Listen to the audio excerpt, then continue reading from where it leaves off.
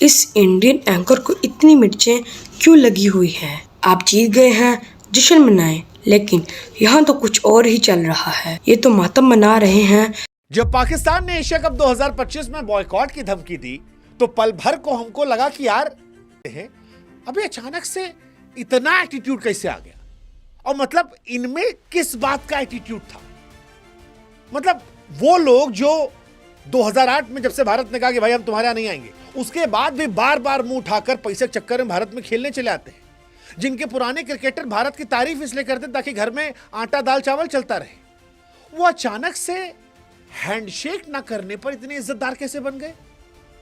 सच कहे तो ये बात हमको पच नहीं रही थी, लेकिन जैसी कि उम्मीद थी पाकिस्तान की नौटंकी बहुत लंबी नहीं चली। इस एंकर को सुनकर ऐसा लगता तो नहीं है कि इस एंकर को अपनी टीम की जीतने की कोई खुशी हुई है। क्या करें, ये सारे इंडियन एंकर पाकिस्तानी राग गा रहे हैं। पाकिस्तानी राग गा कर ही इनके घर की रोजी रोटी चलती है, वरना इनके झूठ कौन सुनेगा। इन्होंने हम पर जंग मुसल्लत की, लेकिन अल्लाह ताला को कुछ और ही मंजूर था।